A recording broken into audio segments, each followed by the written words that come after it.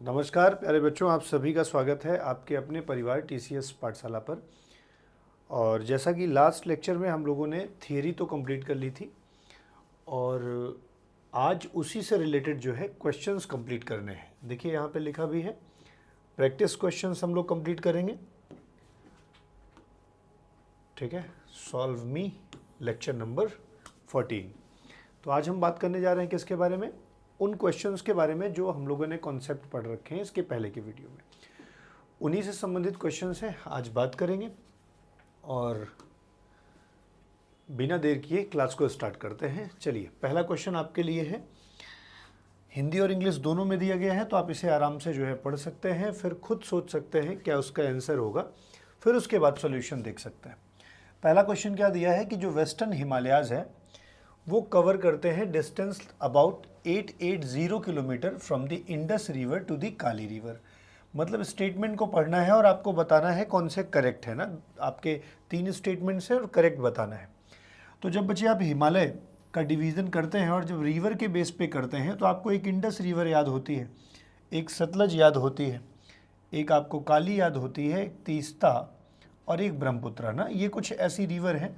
पंजाब या कश्मीर हिमालय होता है, कुमायूं हिमालय होता है, नेपाल और असम हिमालय होता है। तो ये जो डिविजन्स है ना, तो यहाँ से लेकर के मतलब कि इंडस रिवर से लेकर के काली रिवर तक की बात कर रहे हैं, मतलब यहाँ तक के टोटल डिस्टेंस तो 2400 किलोमीटर का है। ठीक है, ये नंगा पर्वत से लेकर नामचा बारवा तक, लेकिन यहाँ से यहाँ तक देखेंगे तो 880 किलोमीटर है।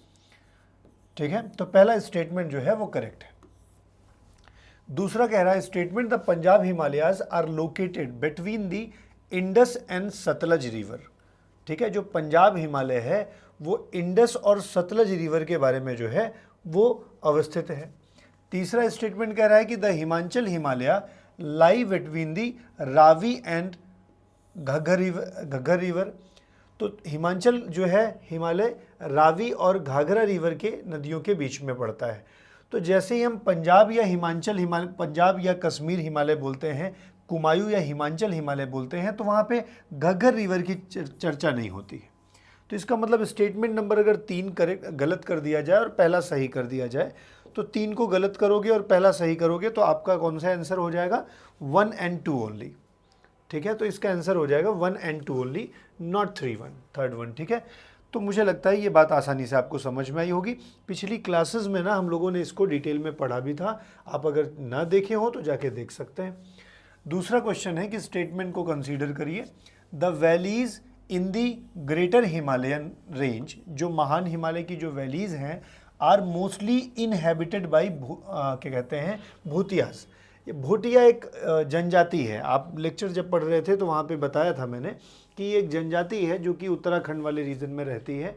और ये क्लाइमेट के अनुसार, मतलब जब गर्मियाँ हो जाती हैं तो ये चारागाह ढूंढने के चक्कर में ये ऊपर की ओर बुग्याल और प्याल, वहाँ पे बात हुई थी, ये कुछ चारागाह हैं जो हिमालय में ऊपर के रेंज में पाए जाते हैं, हिमाचल प्रदेश के रेंज में ऐसे मानिए। तो वो उधर चले जाते हैं और जैसे ही मान लीजिए ठंडी आ जाती, सर्दी आ जाती, तो फिर से वो उत्तराखंड की तरफ वापस आ जाते हैं। तो ये जनजाति वहाँ रहती है। ठीक है, कोई दिक्कत नहीं। The Shivalik range lies between the Ganga and Yamuna reverse in the Kumaon Himalayas. जो शिवालिक रेंज है ना वो लाई करती है किसके बीच में? Ganga and Yamuna reverse in the Kumaon Himalaya. तो देखो बच्चे, जब गंगा रिवर की बात होगी ना तो गंगा रिवर की ऐसी चर्चा होगी, और जब हिमालय वो यमुना रिवर की बात होगी तो यमुना रिवर ऐसे आगे कनेक्ट हो जाएगी प्रयागराज में।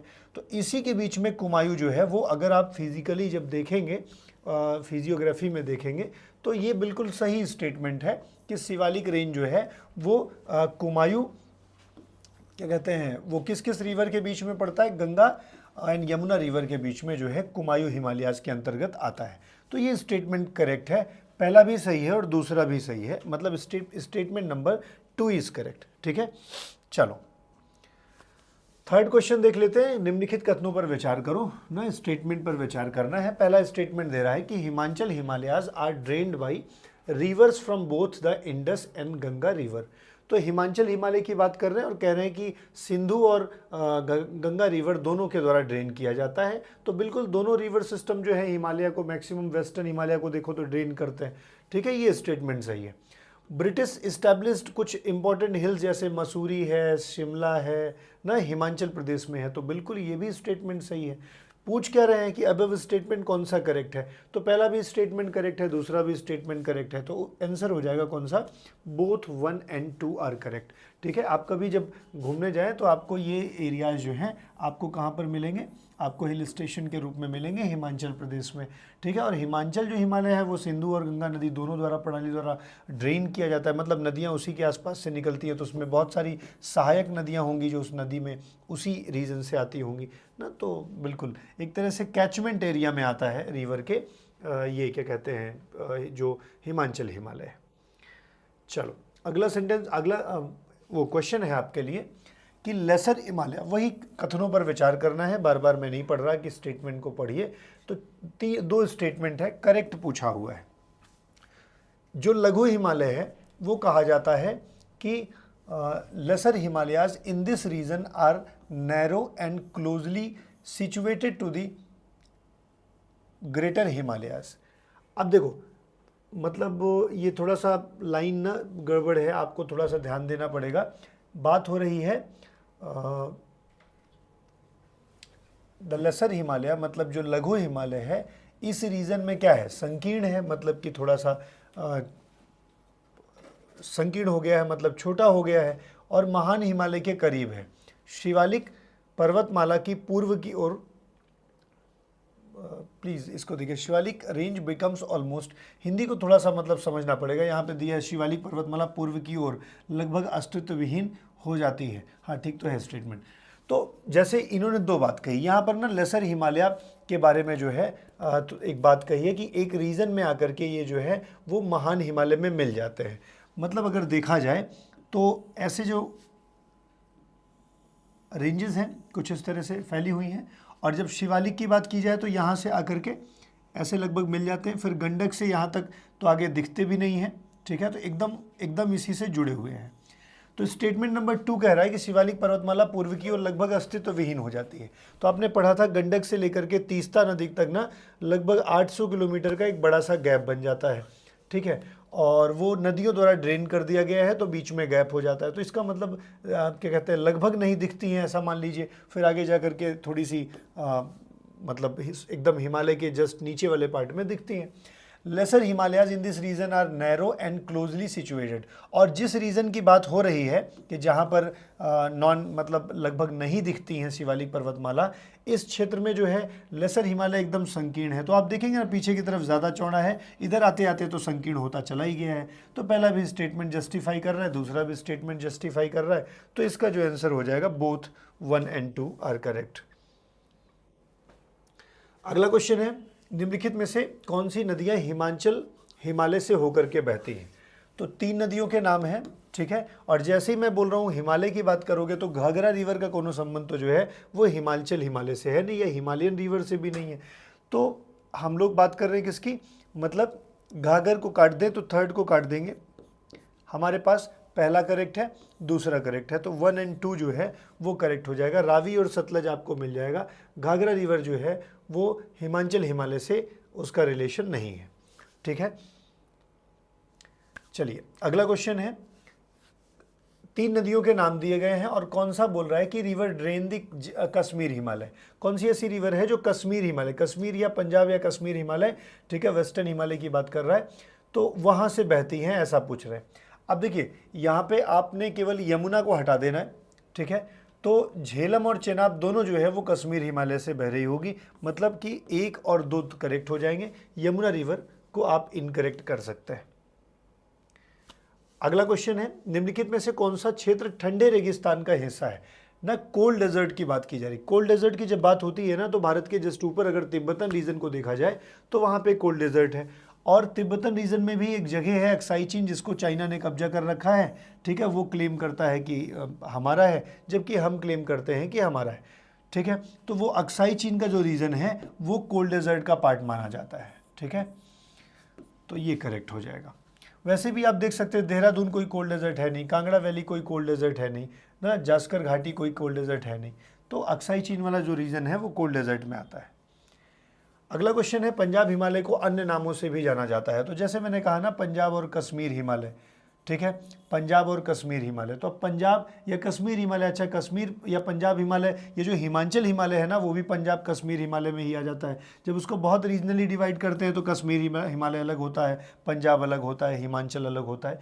बट अगर हम लोग पंजाब हिमालय को ही कहें तो इसी को हम कश्मीर और हिमाचल हिमालय भी कहते हैं, ठीक है ना। तो पंजाब कश्मीर हिमालय या हिमाचल हिमालय ना, हम लोग काली रिवर तक की बात कर लें तो फिर या मतलब सतलज तक की बात कर लें तो पंजाब कश्मीर और हिमाचल आ जाता है। सतलज से लेकर के काली तक हम लोग उत्तराखंड में बात करते हैं, कुमायूं बोलते हैं। फिर उसके बाद नेपाल आ जाता है, ठीक है। उसके बाद फिर तीस्ता से लेकर के ब्रह्मपुत्र तक असम हिमालय कहा जाता है, ठीक है।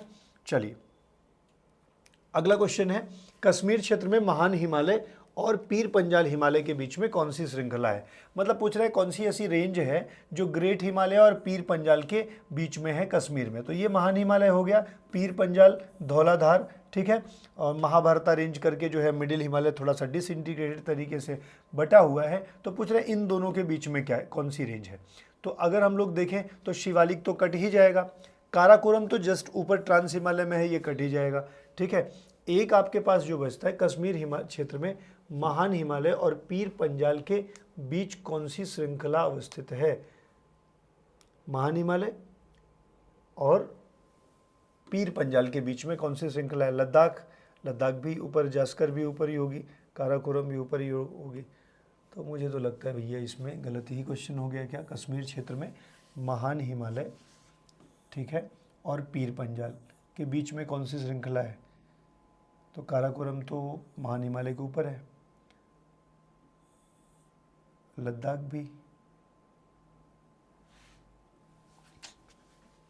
चलिए इस क्वेश्चन को छोड़ देते हैं। अगला क्वेश्चन है आपके लिए, दून संरचना किन दो श्रेणियों की विशिष्ट विशेषता है। तो दून संरचना जब हम लोग बात कर रहे थे, पढ़ रहे थे, तो हिमालय के पश्चिम भाग में जो है कुछ घाटियां बनी, ठीक है, और क्ले डिपॉजिट हुआ था, फिर उसके बाद वो लेक बन गया था, फिर उसके बाद वहाँ से पानी ड्रेन कर गया था और वो जो है एक तरीके से प्लेन के रूप में बना। तो जो पश्चिम में ऐसे ग्लेशियल प्लेन्स बने या ग्लेशियर से जो मतलब ड्रेन होकर के जो प्लेन बने थे, पश्चिम में इन्हें दून कहा गया। और पूरब में जो है, अगर असम हम लोग पश्चिम बंगाल के आगे देख ले ईस्ट में, तो उसको दुआर कहा जाता है। तो दून की जो बात की जाती है ना, ये किस दो रेंजेस के बीच में है। तो दून की जब जब बात होती है सर, तो ये निश्चित तौर पर शिवालिक रेंज के बीच में होंगे। और चारों ऑप्शन में से देखेंगे ना तो आपको यहाँ पे शिवालिक और कहीं नहीं मिल रहा है, केवल एक में मिल रहा है, लेसर हिमालय और शिवालिक। मतलब कि मध्य हिमालय और शिवालिक के बीच में दून, और पूरब में इसे दुआर कहा जाता है, ठीक है। तो ये आसान सा प्रश्न था। अगला प्रश्न है, निम्नलिखित में से कौन सिंधु नदी प्रणाली का हिस्सा नहीं है। मतलब सिंधु रिवर सिस्टम का हिस्सा नहीं है, ये पूछ रहे हैं, ठीक है। तो रावी, ब्यास, झेलम। तो झेलम है ना आकर के कनेक्ट होती है, रावी, ब्यास, सतलज ना, ये सब जो है आकर के अंततः जो है इसी में कनेक्ट होती है। तो ये सब सिंधु रिवर का सिस्टम है, झेलम नहीं, वो सॉरी घाघरा नहीं है ना, घाघरा रिवर जो है वो सिंधु रिवर सिस्टम का हिस्सा नहीं है। चलिए अगला क्वेश्चन है, the valley of Dehradun is an example of. Dehradun किस प्रकार का एग्जाम्पल है। तो ये भैया किसका एग्जाम्पल है, दून का एग्जाम्पल है, सीधी सीधी बात है, ठीक है ना, दून का एग्जाम्पल है ये। दून एंड दुआर होता है तो देहरादून जो है वो किसका एग्जाम्पल है, दून। बुग्याल क्या होता है, बुग्याल और प्याल बोलते हैं घास के मैदान, चारा का, भोतिया जनजाति से ये संबंधित है ना। दुआर ईस्टर्न वाले दून को ही एक तरह से दुआर कहते हैं। गॉर्ज, नदियाँ कई बार डीप गहरी खाई बनाती हैं, उसी को गॉर्ज कहा जाता है। जैसे ब्रह्मपुत्रा जो है गॉर्ज बना करके आ जाती है, इंडस जो है वो गॉर्ज बना करके पाकिस्तान के एरिया में चली जाती है ना, ऐसे क्वेश्चन बन जाते हैं। निम्नलिखित में से कौन सी चोटी पूर्वी हिमालय में स्थित है। पूर्वी हिमालय का मतलब है अगर हिमालय को बांटे तो ये पश्चिमी हिमालय हो गया, ये मिडिल हो गया और ये पूर्वी हो गया। मतलब नेपाल वाला मिडिल हिमालय में आ जाता है, ये पूरा पश्चिम में आ जाता है, ये पूर्वी हिमालय में आ जाता है। तो बात पूर्वी हिमालय की हो रही है। तो नंगा पर्वत, नामचा बारवा, नंगा पर्वत से लेकर के नामचा बारवा। नंगा पर्वत तो वेस्टर्न में है, काट दीजिए। काराकोरम बात करेंगे ट्रांस में है, अन्नपूर्णा नेपाल में है, तो एक ही ऑप्शन तो बचा। कंचनजंगा जो है वो ईस्टर्न क्या कहते हैं उसका हिमालय का वो है पार्ट है कंचनजंगा। एक चीज़ आप मुझे बताइए, ये जो कंचनजंगा है मतलब ये सिक्किम में अवस्थित है, ठीक है। तो सिक्किम में एक ग्लेशियर पाया जाता है ना, आपने पढ़ा था, ये कौन सा ऐसा ग्लेशियर है जो सिक्किम में पाया जाता है, ठीक है। वो सेकेंड बिगेस्ट ग्लेशियर भी है। निम्नलिखित में से कौन सी नदी नामचा बारवा को पार करने के बाद गहरी घाटी बनाती है? याद करिए, यारलुंग सांगपो के नाम से एक नदी निकलती है और यहाँ से नामचा बारवा के पास एक गॉर्ज बना करके अरुणाचल प्रदेश में, फिर असम में, फिर मेघालय से होते हुए ये बांग्लादेश में चली जाती है। ये ब्रह्मपुत्रा नदी है, ठीक है। यहीं पर मानसरोवर के पास एक ग्लेशियर है जिसका नाम है चेम युंग दुंग ग्लेशियर ना, चेम युंग दुंग ग्लेशियर यहीं से जो है ये निकलती है यारलुंग सांगपो के नाम से, और ये भारत में जो है दिहांग और दिबांग के नाम से प्रवेश करती है। बहुत सारी छोटी छोटी नदियाँ, लोहित, सुबनसिरी, धनसिरी ना, ये सब मिलती हैं। तीस्ता भी इसी ब्रह्मपुत्रा की सहायक नदी होती है और ये आगे आकर के जो है वो बांग्लादेश में गंगा से मिल जाती है और फिर मेघना के नाम से गंगा और ब्रह्मपुत्रा का जो सम्मिलित जल होता है वो डेल्टा बना देता है सुंदरबन का, जो कि विश्व का सबसे बड़ा नदियों द्वारा बनाया गया कोई डेल्टा है, ठीक है। तो ये ब्रह्मपुत्रा की बात हो रही है सर। चलिए अगले प्रश्न में आते हैं। शिवालिक पर्वतमाला किस नदी के आगे लगभग अस्तित्व विहीन हो जाती है? आप पढ़ते हैं शिवालिक जो है वो एक तरह से आगे बढ़ती रहती है। गंडक के बाद देखा जाए तो गंडक से लेकर के और तीस्ता नदी तक इसके बीच में बहुत बड़ा गैप हो जाता है, सॉइल डिपॉजिट हो गया है, ठीक है। लगभग 800 किलोमीटर का एक बड़ा सा गैप है। जैसे याद करिए, मैंने आपको पढ़ाते समय बताया था गारो राजमहल गैप, तो मैंने कहा था डेक्कन की पहाड़ी राजमहल पहाड़ी है, राजमहल पहाड़ी, और फिर असम में जो असम में नहीं, मेघालय में जो है गारो खासी जयंतिया जो पहाड़ियाँ हैं, तो गारो और जैसे मान लीजिए ये गारो है और यहाँ पर राजमहल है, इसके बीच में भी पहाड़ियाँ कनेक्टेड हैं क्योंकि ये इसी का ही हिस्सा है। लेकिन सर यहाँ पर डिपॉजिट हो गया है नदियों के द्वारा ना, तो ये बड़ा सा गैप बन गया है, इसी को बोलते हैं गारो राजमहल गैप। पेपर कई बार पूछता है कि मेघालय की जो गारो खासी जयंतियाँ और मिकिर रेंज है ये किसका हिस्सा है? ये दक्कन के पठार का हिस्सा है ना, प्रायद्वीपीय भारत का हिस्सा है। चलिए, हालांकि इसका उत्तर हो जाएगा गंडक ना, गंडक रिवर। चलिए अगला प्रश्न है, कश्मीर की घाटी के बारे में निम्नलिखित कथनों पर विचार करो ना। स्टेटमेंट्स हैं कश्मीर वैली के रूप में। नंबर 1 कि it is located between the great Himalayas and the Pir Panchal range ना, मध्य हिमालय और क्या कहते हैं ग्रेटर हिमालय के बीच में अवस्थित है, ठीक है, ये सही विकल्प है। Jhelum river cuts a deep gorge in Pir Panjal range to drain out of the valley. The valley was formed due to the tectonic. भैया एक गलती तो यहीं पर देख लो, टेक्टोनिक अपलिफ्टमेंट से नहीं हुई है, जो वो है क्या कहते हैं करेवास, जो जम्मू कश्मीर में कश्मीर वैली में पड़ते हैं, ये ग्लेशियल जो है एलुवियल सॉइल से डिपॉजिट से बना हुआ है, कोई टेक्टोनिक एक्टिविटी नहीं है।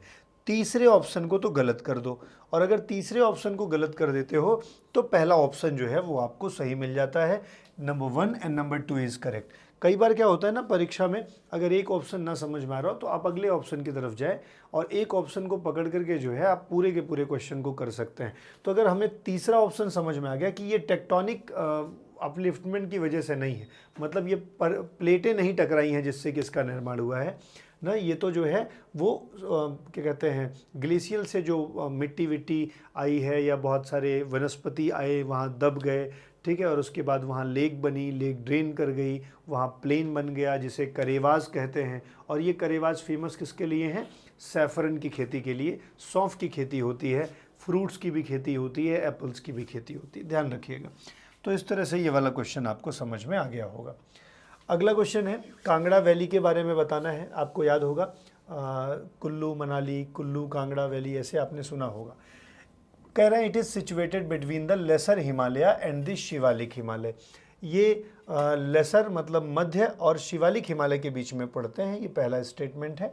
दूसरा है कि कांगड़ा वैली जो है वो अपने टी प्लांटेशन के लिए जानी जाती है, जिसको जीआई टैग भी मिला है ना, ये बात तो करंट अफेयर्स में भी थी। कांगड़ा घाटी में जो टी प्लांटेशन है उसको जीआई टैग मिला है, ये भी स्टेटमेंट सही है। और ये दो रेंज जिसके बीच में पड़ती है ना, लेसर हिमालय और शिवालिक हिमालय, ये भी करेक्ट है ना। बहुत ज़्यादा इस तरह के क्वेश्चन बनते हैं कि दो रेंजेस के बीच में कश्मीर वैली कहाँ अवस्थित है, कुल्लू मनाली किस रेंज में अवस्थित है, ऐसे ही बहुत सारे जो दार्जिलिंग हो गया, देहरादून हो गया ना, ये सब पूछ लेता है कि किस रेंज में है।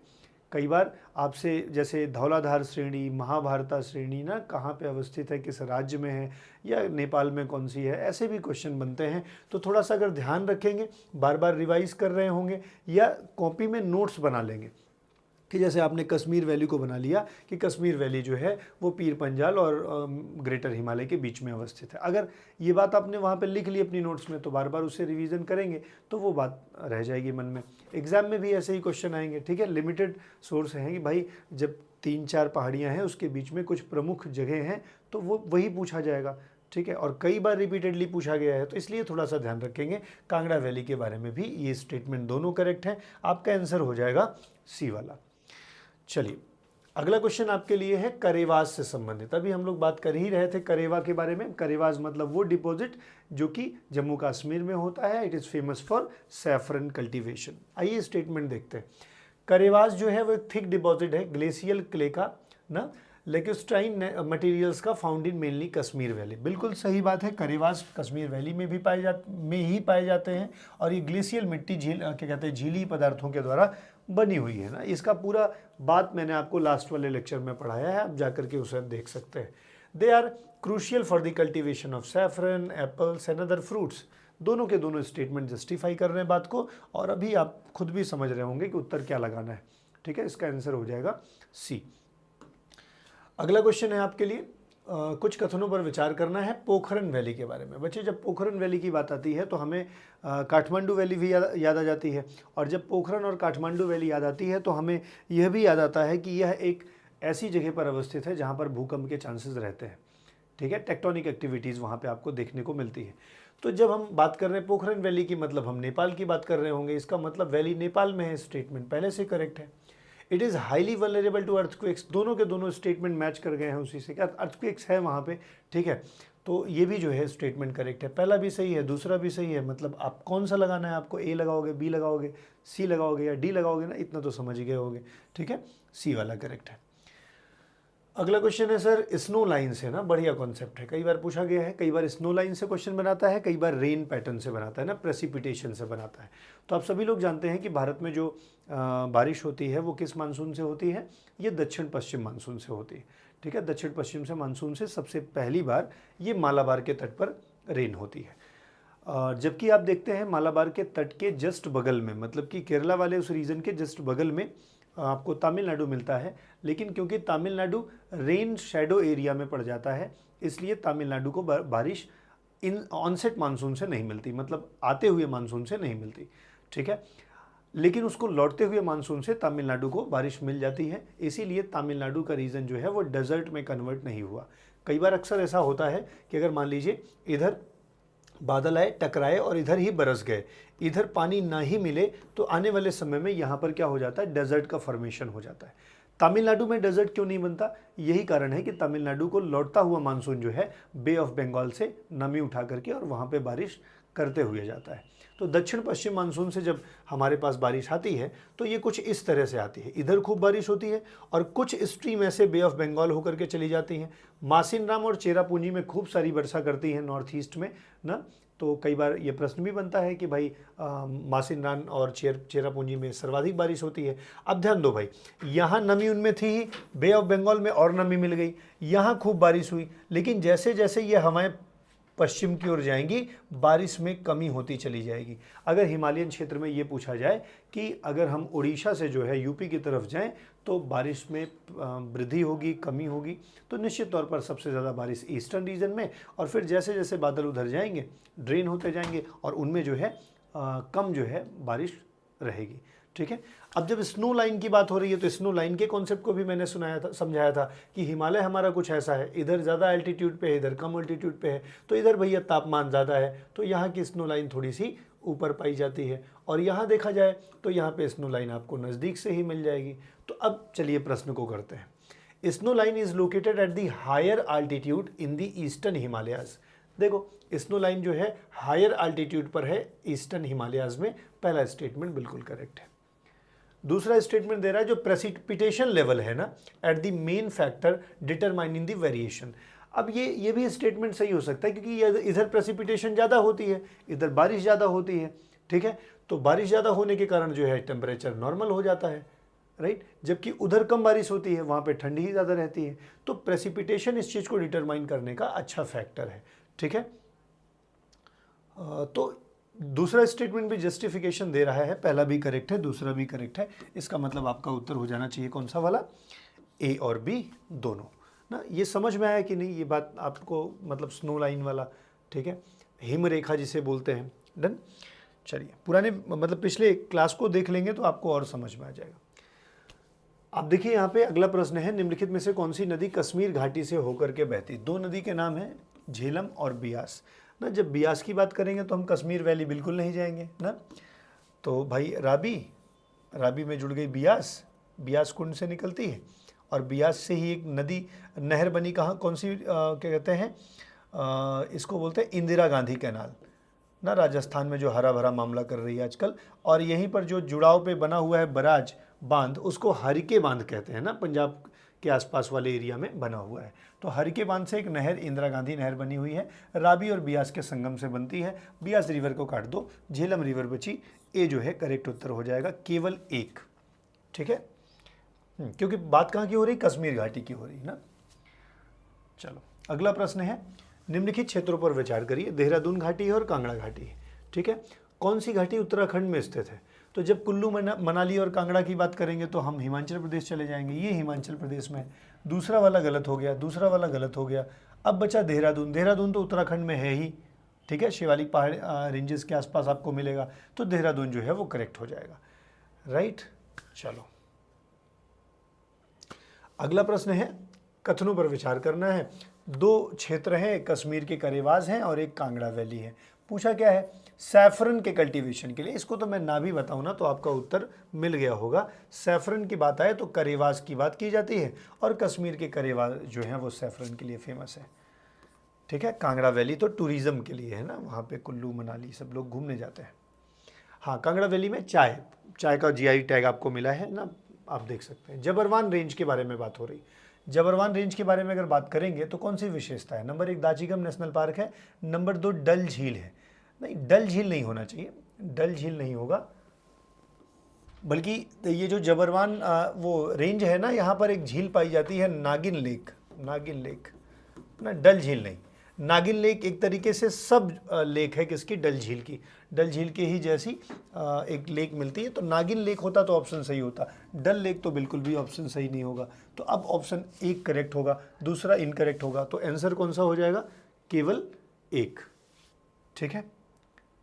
चलो अगला क्वेश्चन है, कांगड़ा घाटी किन दो श्रेणियों के बीच अवस्थित है। कुल्लू मनाली, ठीक है, और कांगड़ा, मतलब हम हिमाचल प्रदेश की बात कर रहे हैं और टूरिज्म के लिए फेमस है, मतलब शिवालिक और मध्य हिमालय के बीच में अवस्थित होनी चाहिए। कहीं पे शिवालिक है, पीर पंजाल और ग्रेटर हिमालय, कश्मीर वैली का उत्तर होगा ग्रेटर हिमालय और लघु हिमालय, ठीक है।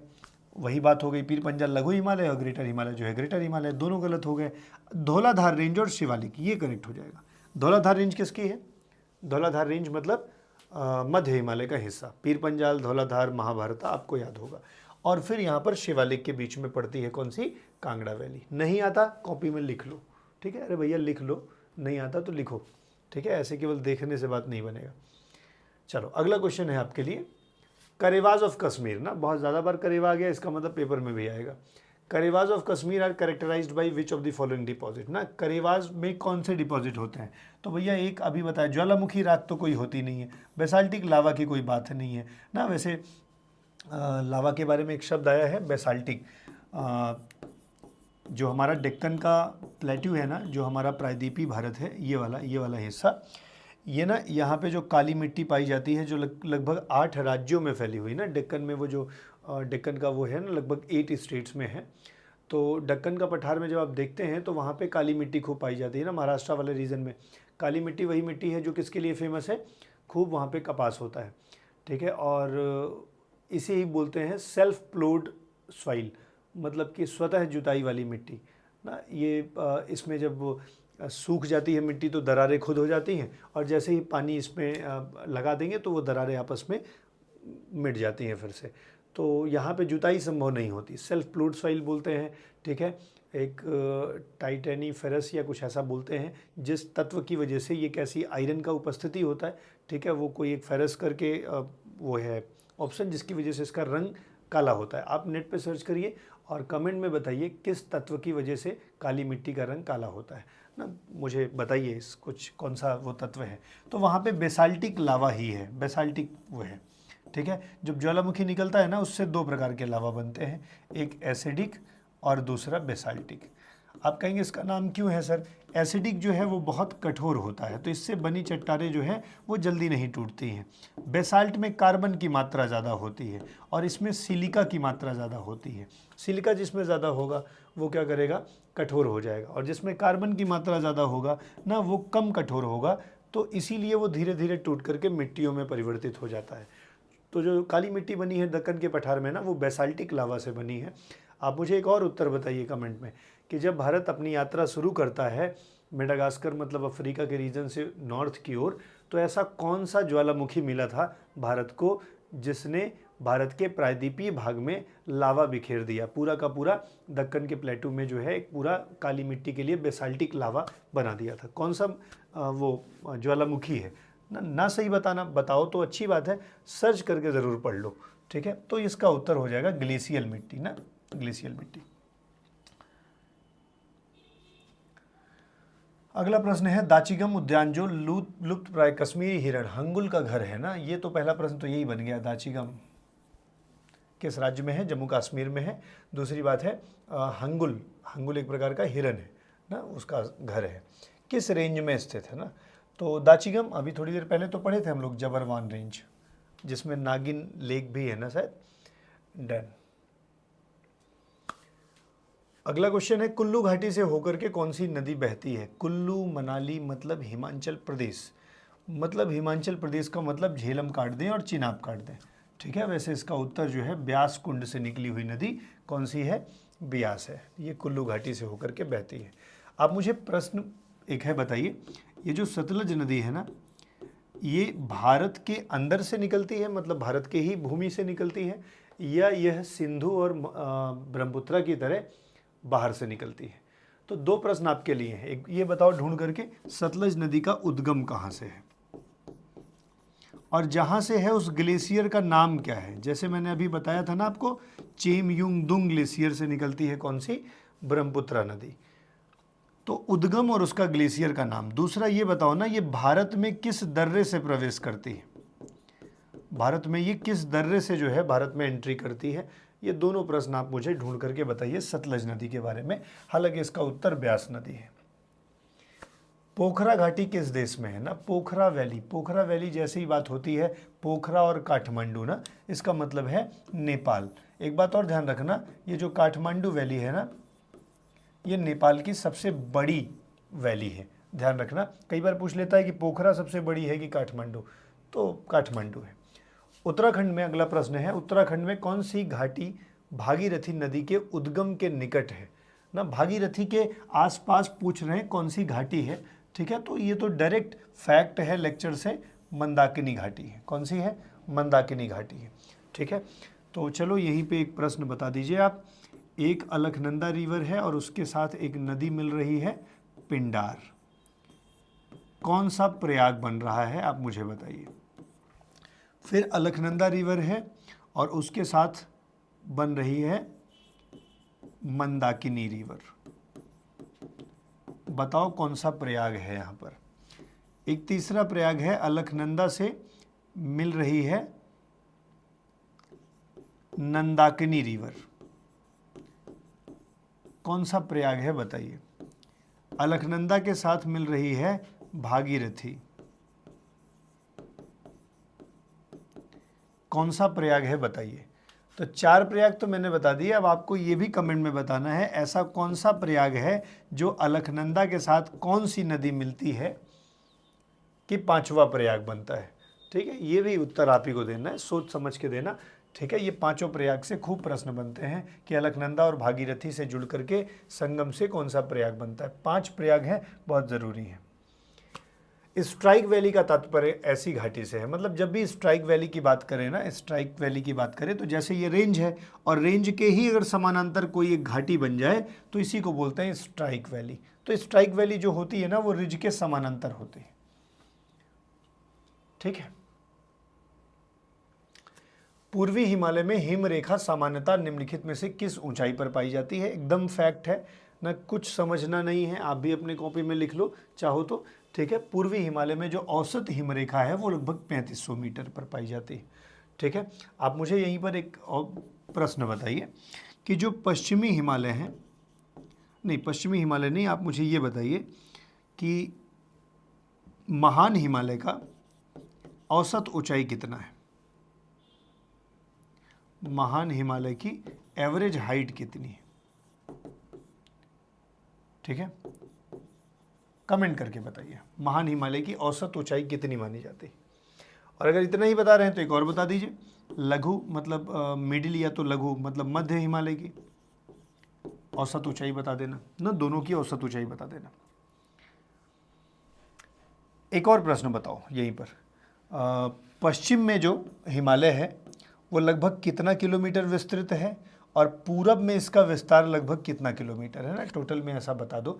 महान हिमालय के बारे में आपको बताना है, ग्रेट हिमालय के बारे में। अगला प्रश्न है आपके लिए, निम्नलिखित में से कौन सी घाटी ढीले ढंग से जमा जलोढ़ मिट्टी के कारण भूकंप के प्रति अपनी संवेदनशीलता के लिए जानी जाती है, ठीक है। भूकंप की बात कर रहे हो तो आप काठमांडू घाटी या पोखरन घाटी मतलब नेपाल में चले जाते हैं ना, तो ये जो है वो अभी भी वहाँ पे टेक्टोनिक एक्टिविटीज़ मिलती हैं, ठीक है। तो ये उत्तर हो जाएगा। कुल्लू घाटी, कश्मीर घाटी, कांगड़ा घाटी, यहाँ पे अभी यहाँ पे भूकंप के चांसेस तो हैं, ठीक है ना। सॉरी हाँ थोड़े बहुत, मतलब अब नहीं है, पहले जब प्लेट टकराई हुई थी यूरेशियन प्लेट से तो यहाँ पर जो है वो टेक्टोनिक एक्टिविटीज़ दिखती थी, ठीक है, लेकिन अब बहुत कम हो गई हैं। उसका भी कारण है कि जब पहला जो हमारा वो क्लैश हुआ था वो हुआ था ओशियनिक प्लेट से, किससे, कॉन्टिनेंटल प्लेट से। फिर क्या हुआ, धीरे धीरे ओशियनिक प्लेट जो है वो अंदर चली गई। अब हमारा वर्तमान में कोलिजन कैसा हो रहा है, कॉन्टिनेंटल का कॉन्टिनेंटल से, ठीक है। तो थोड़ा बहुत भूकंप की स्थिति भले बन जाए लेकिन बहुत प्रोन एरिया नहीं है ना, उतना ज़्यादा नहीं है। लेकिन अगर ये वाली घाटी की बात करी जाए ना, पोखरन या काठमांडू, तो यहाँ पे तो ऐसे बहुत सारे उदाहरण मिल भी चुके हैं, ठीक है। तो ये संवेदनशील है। हाँ ये बात ध्यान रखना कि हिमालय ऐसा नहीं कि वहाँ भूकंप की स्थिति एकदम नहीं है, बट बहुत कम हो गई है ना। हाँ वहाँ ज्वालामुखी अब नहीं मिलता, पहले ज्वालामुखी मिलते थे लेकिन अब ये नहीं मिलते। हालांकि इसका उत्तर जो है वो बी हो जाएगा। अगला क्वेश्चन है, निम्नलिखित में से कौन सा कथन सही है। सियाचिन ग्लेशियर पीर पंजाल रेंज में स्थित है। अब जब पीर पंजाल की बात करोगे तो भैया ग्रेट हिमालय के बाद फिर पीर पंजाल, धौलाधार ना, महाभारता ऐसे बात करोगे। मध्य हिमालय की बात करो, जब सब जानते हो भैया सियाचिन ऊपर है, ठीक है ना, मतलब ट्रांस हिमालय में है, तो ये पहला स्टेटमेंट के तो जस का तस गलत कर दो। और पहला स्टेटमेंट गलत करने से आपके 3 ऑप्शन कट जा रहे हैं, देखिए। और जेमू सिक्किम में है, मतलब तीसरा तो बिल्कुल सही है। पहला गलत है, तीसरा सही है। आपके पास एक ही option, you are left with 1 option only, और ये दोनों करेक्ट है। पिछली क्लास में डायरेक्ट लाइन थी वहाँ पर ये वाली कि जो हिस्पर ग्लेशियर है, हिस्परला दर्रे पर बियाफो ग्लेशियर पे मिल जाता है, ठीक है। चलिए, अगर आप डायरेक्ट इसी क्वेश्चन सीरीज को देख रहे हैं तो आपको पिछले वीडियोस देख के आना चाहिए ना, वहाँ पे देख के आएंगे तो कनेक्टिविटी थोड़ी सी बढ़िया रहेगी। हाँ अगले क्वेश्चन पर चलते हैं। 3 लाइनें दी गई हैं, बोल रहा है स्टेटमेंट पर बात कर लो और बताओ। चलिए हम एक यहाँ पे स्टेटमेंट देखते हैं, और वो स्टेटमेंट ये है कि जो वो गंगोत्री ग्लेशियर है वो लार्जेस्ट ग्लेशियर है गढ़वाल हिमालयाज में। अब यहीं पर जो है आपको समझना था, गढ़वाल हिमालय में नहीं है बल्कि ये उत्तरकाशी में है। कहाँ है, उत्तरकाशी डिस्ट्रिक्ट में है, उत्तरकाशी हिमालय में। इसका मतलब है कि दूसरा गलत कर दो। अगर दूसरा गलत कर दोगे बच्चे तो आपके देखो 3 ऑप्शन करेक्ट इनकरेक्ट हो गए, ठीक है। तो मुझे लगता है इसका जो आंसर हो जाएगा वो कौन सा हो जाएगा, सी वाला। चलिए अगला क्वेश्चन है आपके लिए, गंगोत्री ग्लेशियर के बारे में कथनों पर विचार करना है, ठीक है। यह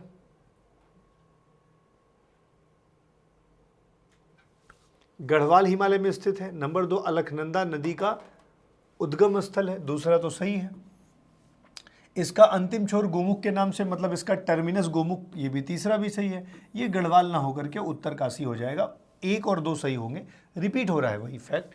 इसका मतलब है कि ये गढ़वाल ना होकर के कौन सा हो जाएगा, उत्तरकाशी डिस्ट्रिक्ट हो जाएगा ना, उत्तरकाशी में जो अवस्थित रेंज है वहाँ से। तो गंगोत्री ग्लेशियर के बारे में बात करेंगे तो दोनों के दोनों फैक्ट आपको पता होंगे। ये उत्तरकाशी हो जाएगा। इसके पहले भी देखो इस वाले प्रश्न में आपने देख लिया है, ठीक है, गढ़वाल ना होकर के उत्तरकाशी। तो इसका भी 2 और 3 सही होगा। कहीं पर है 2 और 3। अगर केवल पहले वाले को आप पकड़ लेते हैं तो आपका 3 ऑप्शन इनकरेक्ट हो जाता है, ठीक है। कई बार क्या होता है ना, पूरा नॉलेज नहीं भी है, लेकिन अगर आप सटीक किसी एक वाक्य पर पहुंच गए जिससे कि एलिमिनेशन अच्छा हो जाता है, तो आप उसे एलिमिनेट करके जो है उत्तर पे जा सकते हैं। निम्नलिखित में से कौन सा पीर पंजाल श्रेणी का सबसे बड़ा ग्लेशियर है, सबसे लंबा ग्लेशियर है? बात किसकी कर रहे हैं? पीर पंजाल। ये फैक्ट है भाई, ध्यान रखना।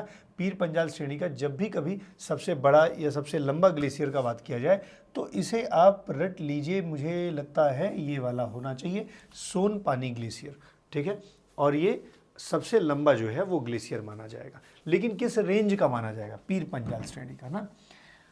चलो अगला प्रश्न आपके लिए है, कौन सा ग्लेशियर नुब्रा नदी को जल देता है? फैक्ट है, मतलब डायरेक्ट ही याद करने पड़ेंगे आपको, आप कुछ कर नहीं सकते सर इसमें। कौन सा ऐसा ग्लेशियर है जो नुब्रा नदी को जल देता है? तो नुब्रा नदी के बारे में जब हम लोग बात करेंगे तो हमें सियाचिन ग्लेशियर के बारे में देखना पड़ेगा। सियाचिन ग्लेशियर जो है वो किसको दे रहा है? नुब्रा। लेकिन अगर श्योक नदी पूछ लेना तो रीमो ग्लेशियर हो जाता है। तो आपको यहाँ पे ध्यान रखना है, नुब्रा रिवर की बात कर रहा है तो नुब्रा रिवर, सियाचिन ग्लेशियर। चलो एक बात बता दो, नुब्रा वैली जाने के लिए एक ठो रास्ता मिलता है, पास। आप मुझे बताएंगे क्या नुब्रा घाटी को जोड़ने वाला रास्ता कौन सा है? उस पास का क्या नाम है जो नुब्रा वैली को कनेक्ट करता है? ठीक है, कारगिल से शायद कनेक्ट करता है। एक बार देख के बताइए। कौन सी नदी द्रांग द्रुंग ग्लेशियर से निकलती है? फैक्ट है, लेक्चर में जस के तस लिखा हुआ है, डोडा रिवर है, ठीक है। सिंधु तो है नहीं, श्योक तो है नहीं, ठीक है। तो डोडा रिवर जो है वो द्रांग द्रुंग ग्लेशियर से निकलती है। अगला प्रश्न आपके लिए है, निम्नलिखित में से कौन पूर्वी हिमालय का सबसे बड़ा ग्लेशियर है? पूर्वी हिमालय मतलब हम तीस्ता के बाद सिक्किम से चर्चा कर रहे हैं, और वहाँ पर एक ग्लेशियर अवस्थित है, कौन सा? जेमू। जेमू ग्लेशियर जो है वो सबसे बड़ा ग्लेशियर है, कौन सा? ईस्टर्न हिमालयाज का। इस बात का ध्यान रखेंगे। अगला प्रश्न है, निम्नलिखित में से कौन सा ग्लेशियर तीस्ता नदी में योगदान देता है? मतलब तीस्ता नदी को जल कहाँ से मिलता है, ये ऐसा पूछना चाहते हैं। तो तीस्ता नदी को कहाँ से मिलेगा? जेमू ग्लेशियर से, ठीक है। तो इजी सा प्रश्न हो गया। अगला क्वेश्चन है, निम्नलिखित में से कौन सा ग्लेशियर जोजिला दर्रे के पास अवस्थित है? जोजिला दर्रे के पास अवस्थित है कौन सा ग्लेशियर? तो जब जोजिला दर्रे की बात की जाए कौन सा ग्लेशियर अवस्थित होना चाहिए? पिंडारी तो नहीं होगा, जोजिला दर्रा, जोजिला बुर्जिला मतलब ये भी नहीं होगा, मिलान या तो माचोई, ठीक है। मुझे लगता है माचोई ग्लेशियर की अवस्थिति जो है वो जोजिला दर्रे के बारे में एक बार चेक कर लीजिएगा ना, जोजिला दर्रे के पास कौन सा ग्लेशियर अवस्थित है, तो माचोई ग्लेशियर जो है वो करेक्ट ऑप्शन होना चाहिए। भागीरथी नदी का स्रोत क्या है ना? भागीरथी मतलब अलकनंदा की बात आप कर रहे हैं, नहीं सॉरी, भागीरथी मतलब आप बात कर रहे हैं किसके बारे में? गंगोत्री ग्लेशियर के बारे में ना। ये तो आसान सा है, भागीरथी रिवर जो कि आगे चल करके किससे? अलकनंदा से जब मिलती है तो यहीं से देवप्रयाग नाम का एक प्रयाग बनता है, ठीक है, और यहीं से आगे गंगा के नाम से आगे बढ़ती है, ठीक है। अगला प्रश्न है, निम्नलिखित में से कौन सा ग्लेशियर श्योक नदी, अभी थोड़ी देर पहले बताया था श्योक नदी की बात, मतलब आपको जाना पड़ेगा रीमो ग्लेशियर पर, ठीक है। चलो, निम्नलिखित में से कौन सा काराकोरम पर्वतमाला का सबसे लंबा हिमनद है? ठीक है ना। तो काराकोरम का सबसे लंबा हिमनद जो होगा वो कौन सा हो जाएगा?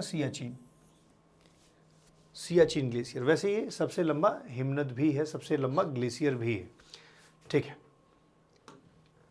अगला प्रश्न है, which glacier is located near the Kedarnath shrine ना? केदारनाथ जी के पास कौन सा ग्लेशियर अवस्थित है? तो एक ग्लेशियर आपने पढ़ा होगा, चोराबारी ग्लेशियर। लेक्चर में जाएंगे तो सीधे सीधे ये सब बातें की गई हैं, ठीक है, तो आप आसानी से उसका उत्तर लगा सकते हैं, ठीक है। तो चोराबारी ग्लेशियर जो है वो केदारनाथ मंदिर के पास अवस्थित है। Which glacier feeds the Beas river? Beas river का संबंध मतलब स्रोत क्या है? तो बियास रिवर, बियास कुंड, आसानी से आप समझ लेंगे, बियास कुंड से निकलती है कौन सी रिवर? बियास रिवर निकलती है, ठीक है। तो इस तरीके से टोटल जितने क्वेश्चंस थे वो कंप्लीट हो गए। अच्छा देखिए, ऐसे बहुत सारे प्रश्न बनते हैं कई बार कि बियास रिवर का संबंध किस दर्रे से है। कई बार ये बन जाता है कि कौन सा ऐसा दर्रा है जिसके उत्तरी भाग से कौन सी नदी निकलती है, दक्षिणी भाग से कौन सी नदी निकलती है, और वो दोनों नदियाँ जाकर के किस स्थान पर मिलती हैं ना। ये हिमाचल प्रदेश का वो तांडी नाम की जगह, मैं चंद्रा और भागा रिवर की बात कर रहा था। तो इन पे हम लोग डिटेल पढ़ेंगे, चिंता मत करिए। हम जब रिवर्स पढ़ेंगे ना तो रिवर्स के डिटेल में इन सब चीज़ों को कवर कर लेंगे। अभी पुराने लेक्चर्स के जो क्वेश्चन बच रखे थे उन्हें हमने करवा दिया। अब अगली क्लास जो आपको मिलेगी प्लेन्स के बारे में मिलेगी। प्लेन्स जो प्लेट्यूज़ हैं, प्लेन्स हैं ना, उनके बारे में डिस्कस करेंगे। फिर रिवर सिस्टम पर बात करेंगे। ठीक है, तो आज ये 14th क्लास थी, 14वीं क्लास थी, हम लोगों ने कंप्लीट कर ली। ठीक है, एक फ्री बैच है सभी बच्चों के लिए। आसानी से अगर इस पूरे बैच को फॉलो करते चलेंगे तो आपकी ज्योग्राफी की टेंशन दूर हो जाएगी। तो मुझे लगता है आपके लिए फ़ायदेमंद होगी। कैसी लग रही है क्लास, आपको ये क्वेश्चन सॉल्व करने में मदद मिली कि नहीं, आप ज़रूर कमेंट करके बताइए। अपने दोस्तों में इस वीडियो को ज़रूर शेयर किया करिए ताकि वो लोग भी इसका लाभ उठाएं, और सबसे बड़ी बात हम लोग को ये मोटिवेशन मिले कि हम ज़्यादा से ज़्यादा लोगों की मदद कर पा रहे हैं। ठीक है, आप अपने भी कमेंट ज़रूर कर दिया करिए, क्योंकि आपके कमेंट से पढ़ करके ये लगता है कि no we people are doing good things, और अगर कुछ सुधार की भी आवश्यकता है तो हम उस पर काम कर सकें। ठीक है, thank you very much for today. कल जो है हम लोग डिस्कस करेंगे इसके आगे। बाकी ये 3 हैंडल्स हैं, आप यूट्यूब पर हम लोग को देख ही रहे होंगे, TCS पाठशाला। आप टेलीग्राम पर इसी नाम से फॉलो कर सकते हैं। ये नंबर है, अगर आपको PDF या लेक्चर से संबंधित कोई जानकारी चाहिए, हमारे ऑफलाइन बैच के बारे में अगर कुछ जानना है तो आप इस नंबर पर बात कर सकते हैं। ये आपकी कोचिंग का एप्लीकेशन है। ठीक है, TCS पाठशाला सर्च करिए, जिस पर फ्री ऑफ कॉस्ट आपको मिलता है टेस्ट। ठीक है, आप वहाँ पे जाकर के फ्री ऑफ कॉस्ट जो है टेस्ट दे सकते हैं। आने वाले समय में भी ये टेस्ट निःशुल्क ही रहेगा, परेशान मत होइए। तो ये आप इसे डाउनलोड कर सकते हैं और अन्य लोगों को भी बता सकते हैं। Thank you very much for today. मिलेंगे अगली क्लास में।